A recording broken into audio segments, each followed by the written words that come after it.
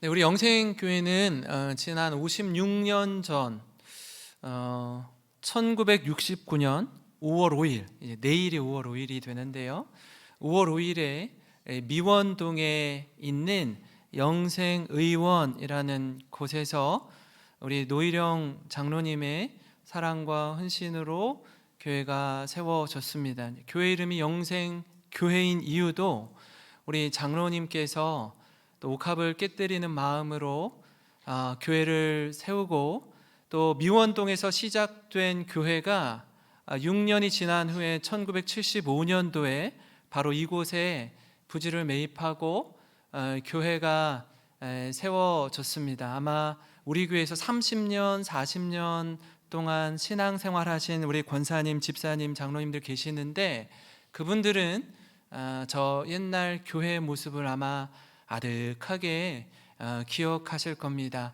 저 예배당에서 함께 울고 웃었던 그 아련한 신앙의 추억들이 아라리 맺혀진 줄 믿습니다.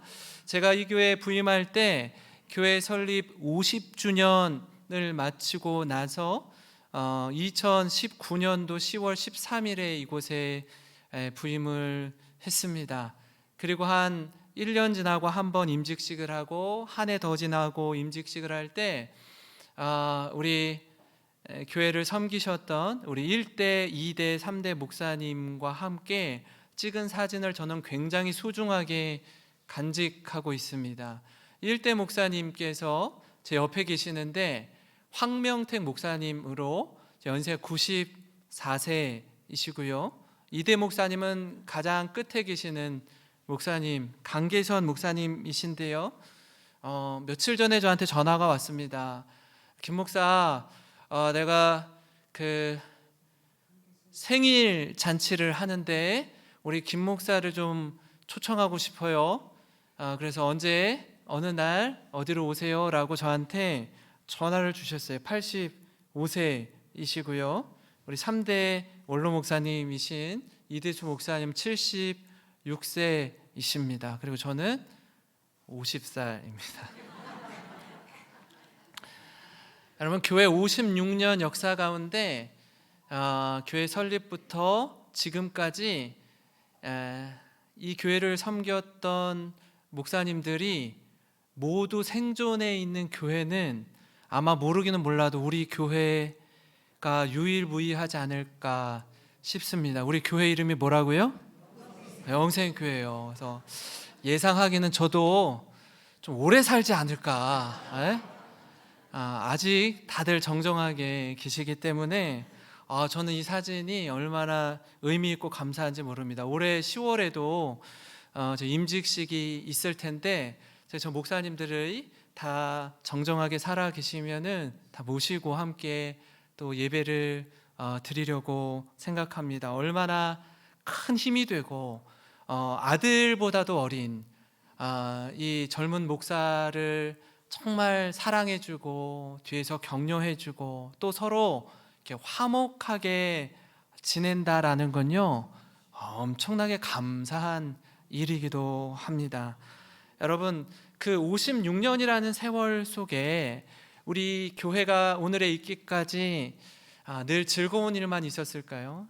그러지 않았을 거예요. 아마 저는 잘 모르지만 이 어려움과 힘든 여정들도 분명히 있었을 겁니다.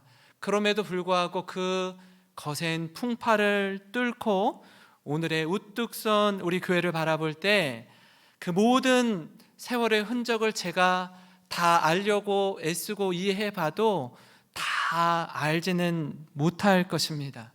그저 이 56년의 역사를 딛고 부족하지만 또 부끄럽지만 제가 여러분과 함께 하나님의 은혜를 힘입어 이 자리에 예배자로 서 있습니다. 제 말씀을 묵상하면서 그 장석주 씨의 대추 한 알이 생각났습니다. 아마 우리 교회 역사도 이와 같지 않았을까 하고 생각하게 되는데요, 제가 한번 읽어드리겠습니다. 저게 저절로 붉어질 리는 없다. 저 안에 태풍 몇 개, 저 안에 천둥 몇 개, 저 안에 벼락 몇 개, 저 안에 번개 몇 개가 들어있어서 붉게 익히는 것일게다.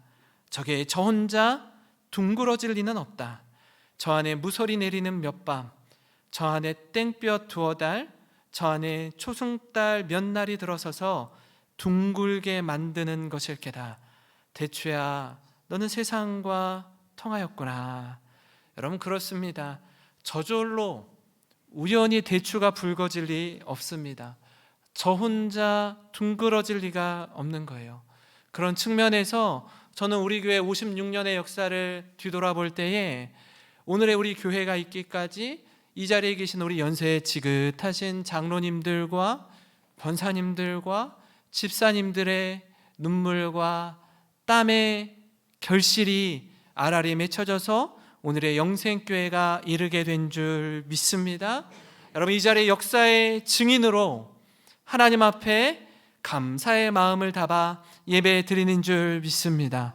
여러분, 역사를 잊은 민족에게는요, 미래에는 없다라는 말처럼 우리를 오늘 여기까지 인도해 주신 에베네셀의 하나님 은혜를 기억하며 지금 여기 우리와 함께 하시는 임마누엘 하나님께 감사하는 시간이 되기를 소망합니다.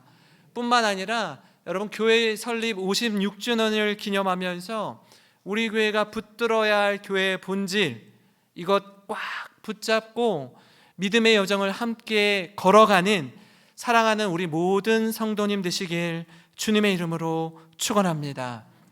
여러분, 같은 맥락에서 오늘 말씀은 2000년 전에 마가의 다락방에 임한 성령의 역사를 통해서 처음 세워진 이 예루살렘 초대교회의 모습을 보여주고 있는데요, 하나님이 이 땅에 세우신 기관이 두 가지가 있습니다. 하나는 교회요, 하나는 가정입니다. 여러분, 교회와 가정은 하나님이 세우신 신적 기관입니다. 그래서 우리는 이렇게 표현하기도 해요. 교회 같은 가정, 가정 같은 교회. 여러분, 우리가 꿈꾸는 교회의 모습이기도 합니다. 교회의 태동은 성령의 임재로 시작됩니다. 그리고 교회는요, 생명력 있는 모습으로 아주 역동적으로 성장하게 됩니다. 교회에 대한 정의를 살펴볼 때 좁은 의미의 교회는, 여러분, 우리가 지금 이곳에 모여서 예배드리는 이 교회당, 예배당을 교회라고도 합니다. 그래서 우리가 주일날 교회 가자라고 이야기할 때 사람들이 모여서 예배드리는 이 교회당 건물을 교회라고 말하기도 합니다.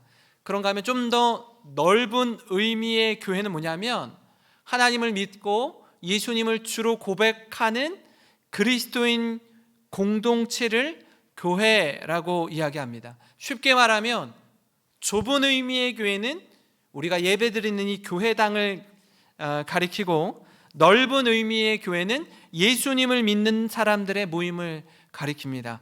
제가 30년 전에 총신대학교 신학과에 들어가서 교수님들의 강의를 듣는 중에 이런 말씀을 하시더라고요. 교수님들이 이제 외국에 이제 유학을 가서 공부를 하시고 이제 교수님이 되셔서 들어오셨는데, 그분들이 30년 전에 이런 말씀하셨습니다. 영국의 교회들이 술집으로 변했습니다. 영국의 교회들이, 유럽의 교회들이 디스코 클럽으로 변했습니다. 여관으로 바뀌었습니다. 겉의 모습은 십자가를 달고 있는데 교회 겉의 껍데기 모습은 그대로 교회의 모습을 유지하고 있는데, 여기에 휘황찬란한 네온 사인이 돌아가고 젊은이들이 모여서 춤을 추고 술을 먹는 술집으로 변했습니다 라고 이야기했어요. 근데 그 이야기가 이제는 남의 이야기가 되지 않는 게, 한국 교회도 점점 교회들이 문을 닫고 이단에 팔려 넘어가고 또 이렇게 숙박업소로 팔려 넘어가고 있습니다. 그러니까 교회라고 할 때 그저 우리 눈에 보이는 교회당을 교회라고 말하기에는 한계가 있는 거예요. 왜 그렇게 되죠? 교회 안에 예배드리는 예배자가 없어지고 있기 때문에 그렇습니다. 예배드리는 그리스도인들이 사라지고 있기 때문에 그래요. 그래서 여러분, 이 두 가지의 개념과 정의를 우리가 이해할 때 예배드리는 예배당, 교회당도 교회이지만 예수 믿는 우리 각 사람이 움직이는 교회로서의 그 사명을 감당하지 못하면 화려한 교회, 휘황찬란한 교회, 아주 멋들어진 교회가 얼마나 안타까운 모습으로 바뀔 수 있는지 역사가 우리에게 주는 교훈이기도 합니다. 여러분, 그렇기 때문에 오늘 말씀을 통해 교회 설립 56주년을 맞이한 우리 교회가 추구해야 할 교회의 본질을 여러분과 함께 나누고자 하는데요, 우리가 추구해야 할 교회의 본질 첫 번째는 뭐냐면요, 모이기에 힘쓰는 교회가 되는 것입니다. 교회는 이 신약 성경이 헬라어, 그리스어로 기록되어 있는데요, 교회는 헬라어로 에클레시아라고 합니다. 아마 여러분 한 번쯤은 들어본 단어일 텐데요, 이 에클레시아라는 뜻의 의미가 뭐냐면 세상으로부터 부름받은 공동체가 교회입니다. 세상으로부터 부름받은 공동체라는 뜻이 바로 에클레시아입니다. 그러니까 교회는요, 사람이 세우지 않았습니다. 교회는 우리를 세상으로부터 부르신 성령의 임재로 세워졌습니다. 교회는 세상 가운데 있는 우리를 부르신 하나님이 세우셨어요. 그렇게 부름받은 공동체가 교회입니다. 그렇다면 부름받은 초대교회는 세상으로부터 부름받아서 뭘 했을까요? 모여서. 저들이 모여서 뭘 했을까요? 2장 46절인데요. 같이 읽습니다. 시작. 날마다 마음을 같이하여 집에서 떡을 떼며 기쁨과 순전한 마음으로 음식을 먹고. 아멘. 아멘. 여러분, 날마다 마음을 같이 해서 어디에서 모였대요? 성전에서 모였대요. 성전에서 모였고 또 어디서 모여요? 집에서 모였대요. 한번 생각해 보세요. 성전은 교회입니다. 그죠? 집은 가정이에요. 다 누가 세웠다고요? 하나님이 세웠어요. 하나님이 세우셨습니다. 여러분, 하나님이 친히 세우신 교회와 가정입니다. 이제 여기서 우리가 주목해야 할 수식어가 하나 있는데, 그게 뭐냐면 모이기는 모이는데 어떻게 모여요? 마음을 같이 해서 모이는 거예요. 마음이 하나 되어서 모이는 것입니다. 여러분, 이 같은 마음을 품고 모이는 것 굉장히 중요합니다. 마음을 하나로 모으는 거, 이거 쉬워요? 어려워요? 어려워요. 쉽게 한번 생각해 볼까요? 여러분, 부부가 서로 사랑해서 남녀가 만나 결혼하고 가정을 이룹니다. 부부의 마음이 하나 되기도 쉽지 않습니다. 사랑하는데도 불구하고 마음을 하나로 모으기가 어려워요. 저마다 생각이 다릅니다. 자기 생각, 자기 주장, 자기 고집이 있어요. 100명의 성도님들이 모이면 100명의 생각들이 저마다 다 다양합니다. 근데 이 생각과 이 마음을 하나로 모으는 거예요. 그러기 위해서는요, 은혜가 필요합니다. 하나님의 은혜 없이는 같은 마음을 품기란 불가능합니다. 그렇게 마음을 하나로 모은 사람들이 모여서 예배드려요. 하나님을 찬양합니다. 모이면 예배드리는 게 일상이 되는 거예요. 무엇보다도 예배에 가장 큰 우선순위를 두는 겁니다. 그리고 함께 모여서 예배드린 후에는 각 가정에서 떡을 떼며 교제하는 것입니다. 기쁨과 순전한 마음으로 음식을 나누어요. 그러니까 예배와 나눔의 균형이 있는 겁니다. 그러니까 대그룹 예배와 소그룹 다락방 공동체가 균형을 이루는 거예요. 이게 초대교회의 모습이기도 하고 또 우리 교회의 모습이어야 합니다. 그러니까 예배 드리는 건 좋은데 소그룹으로 모이는 건 힘들어요, 싫어요, 마음에 맞지 않아요, 저 사람만 없으면 내 다락방에 가겠는데 저 사람 때문에 힘들어요. 아니요, 그곳에서 배우는 거예요. 그곳에서 우리의 모난 부분들이 다듬어지고 깎여지는 것입니다. 그곳에서 서로가 서로의 얼굴을 빛나게 하는 거예요. 우리 교회는 대부분 주일에 다락방 모임을 갖지만 작년부터 시작해서 몇몇 다락방들은 주중에 다락방 모임을 갖기 시작했고요, 또 주중에 교회에서도 모이지만 각 가정을 돌면서 모이는 다락방도 있습니다. 제가 주일에 이렇게 주중에 월요일이나 목요일 날 모이는 다락방의 이렇게 모습을 이렇게 들어보면은 제가 이제 사무실에서 말씀을 준비하고 있는데 저 친교실에서 막 하하호호 막 까르르 대는 소리가 막 이렇게 나는 거예요. 이제 주중에 저녁 7시쯤에 모여서 한 10시 넘어서까지 집에를 안 가시더라고요. 그래서 막 너무 궁금한 거예요. 뭐가 그렇게 즐거운지, 뭐가 그렇게 좋은지.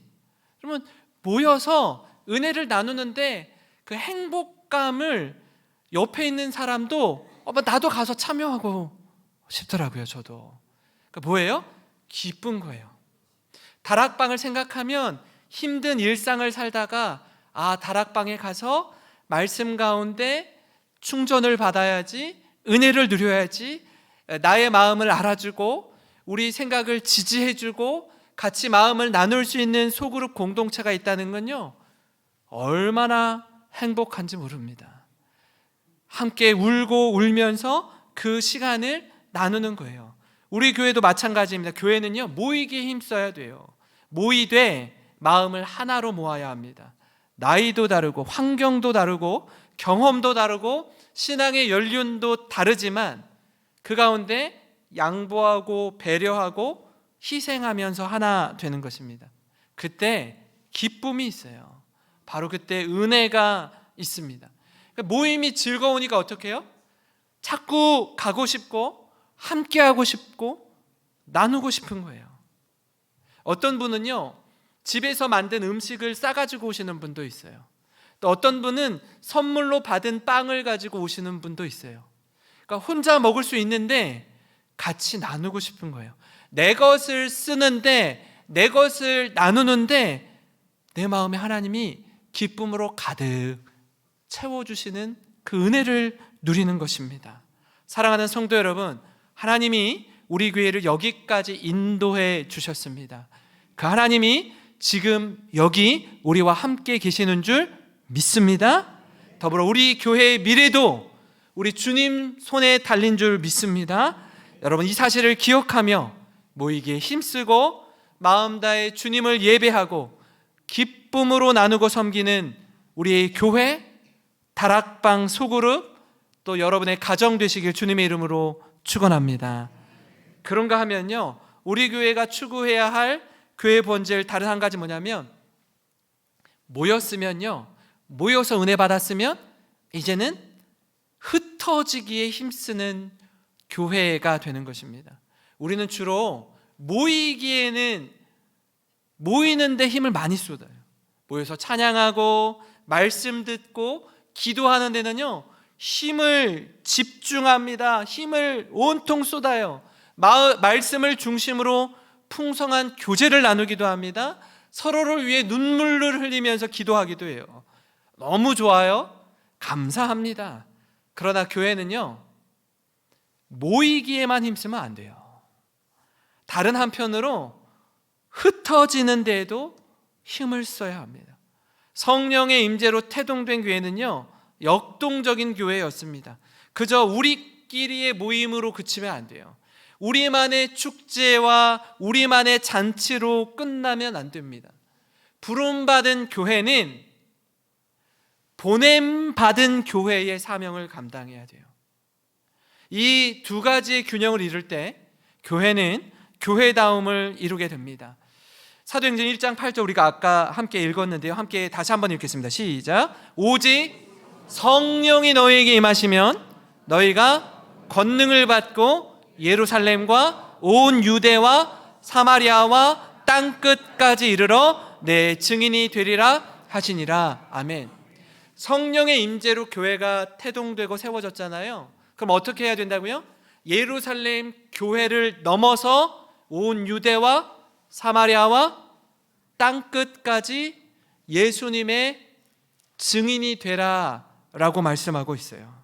교회는 증인의 사명을 감당해야 됩니다. 한마음 한뜻 된 교회는 한마음으로 세상을 향해 나아가야 돼요. 그래야 교회가 교회로서의 정체성, 아이덴티티를 분명히 할 수 있습니다. 우리만 누리고 즐거워하고 기뻐하는 모습은 하나님 원하시는 모습이 아니에요. 우리만 잘 지내는 것에는요 한계가 있습니다. 모여서 힘을 얻고 용기를 얻고 은혜를 받았으면 이제는 나가야 돼요. 흩어져야 합니다. 세상에 들어가서 하나님을 찬양하고 세상에서 그리스도인으로 살아갈 때 세상 사람들이 우리를 보고 칭찬하는 거예요. 아, 하나님을 믿는 사람들은 다르구나. 예수 그리스도의 제자들은 다르구나. 그것을 보고 도전받고 우리를 칭찬한다고요. 2장 47절인데요. 하나님을 찬미하며 또 온 백성에게 칭송을 받으니 주께서 구원받는 사람을 날마다 더하게 하시니라. 아멘. 하나님을 찬송하는 가운데 사람들로부터 칭찬받는 교회는요 어떻게 해요? 은혜 가운데 구원받는 사람을 날마다 더하게 해주신대요.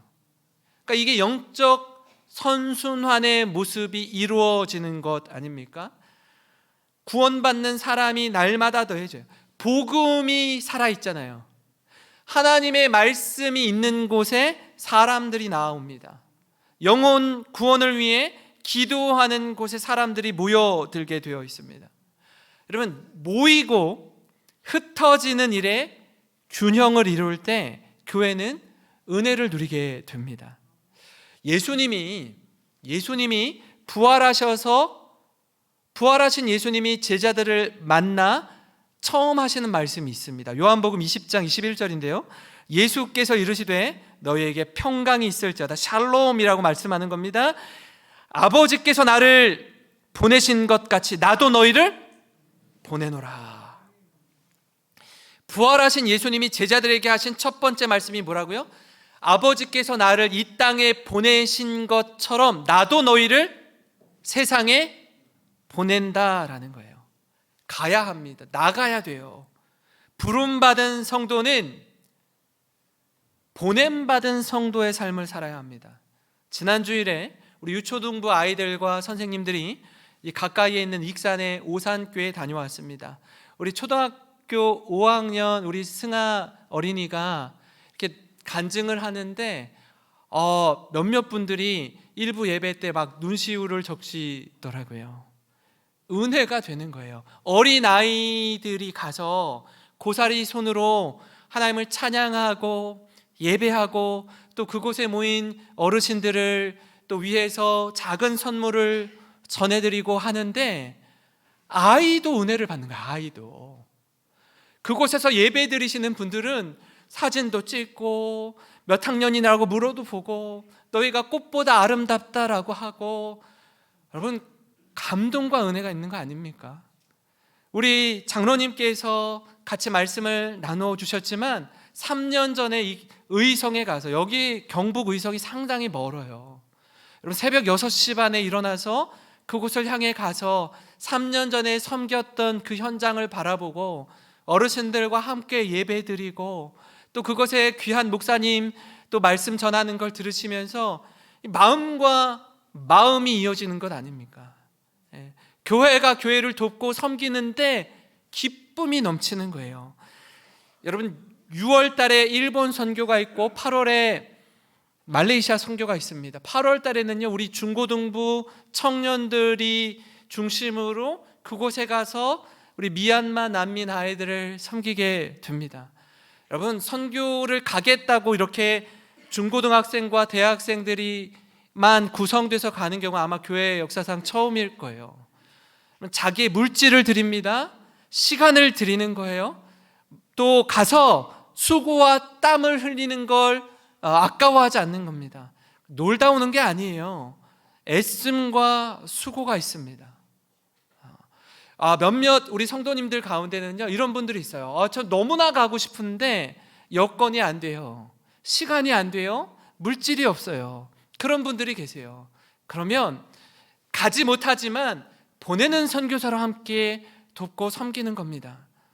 아이들이 정말 그곳에서 하나님을 만나고 경험할 수 있도록 많은 선교에 동참하셨던 분들이 하나같이 한 목소리로 말씀하시는 고백이 있어요. 그게 뭐냐면, 우리가 가진, 우리가 여유 있는, 우리가 넉넉한, 우리가 어려운 선교 현장, 어려운 농촌교회 현장에 가서 뭐라도 좀 하나 더 돕고 섬기고 베풀고자 갔는데, 가서 선교 현장을 바라보니 그곳에서 역사하시는 하나님의 크고 놀라우신 은혜를 도리어 받아 누리고 왔습니다 라고 고백하는 성도님들의 간증이 있어요.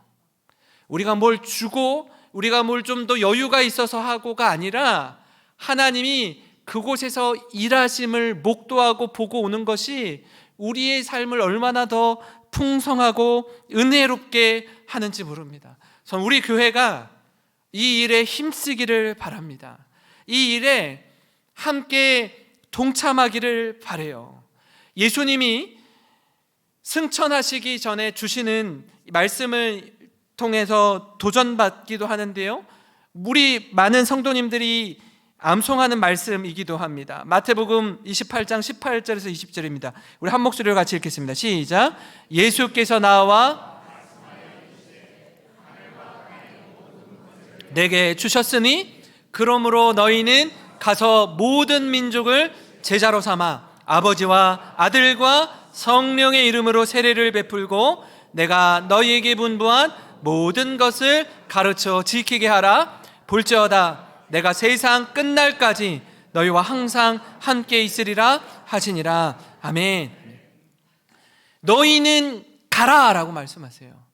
가서 모든 민족을 제자 삼으라. 이게 예수님이 제자들에게 주신 지상 대사명입니다. 가라고 할 때 우리 홀로 보내지 않으세요. 볼지어다 내가 세상 끝날까지 너희와 항상 함께 있으리라 약속하십니다. 여러분, 이 길을 가는 거예요. 주님과 함께 걷는 것입니다. 저는 앞으로 우리 교회가 이 꿈을 가지고 나아가기를 소망합니다. 모이기에도 힘쓰는 교회이지만 더 나아가 흩어지기에도 힘쓰는 교회가 되기를 원합니다. 우리끼리만 누리고 화목하고 평안한 게 아니라 더불어 함께 세워지는 교회가 되기를 소망합니다. 제가 노회에 가가지고 여러 목사님들과 이런저런 이야기들을 나누는데 몇몇 농촌교회를 섬기는 목사님이 이런 말씀을 하시더라고요. 저에게, 김 목사님, 저희 교회에 1년에 한 가정만 좀 보내주시면 안 될까요? 한 가정만 우리 교회에서 함께 예배드리고 봉사하고 섬기도록 좀 보내주세요. 교회가 연세 드신 분들만 있다 보니까 점점점 소멸되고 있는 거예요. 본인도 은퇴 시점이 얼마 남지 않았어요. 본인이 은퇴하면 교회가 사라질 판이에요. 그 교회에 부임할 후임 목사님도 없어요. 아무도 지원하지 않아요. 젊은 목회자들이 그곳엔 가지 않겠다라는 거예요. 여러분, 저는 우리 교회가 제가 이렇게 봤어요. 그래도 군산에 벌써 6년 차 아닙니까? 그죠? 이렇게 보니까 옥구, 대야, 인피, 개정, 발산, 옥산 있는 교회들이요, 굉장히 어려운 가운데 있어요. 저는 할 수 있으면 우리 교회 성도님들이 가셔서 그곳에서 예배드리고 봉사하고 헌금도 하고 1년이고 2년이고 계셨으면 좋겠어요.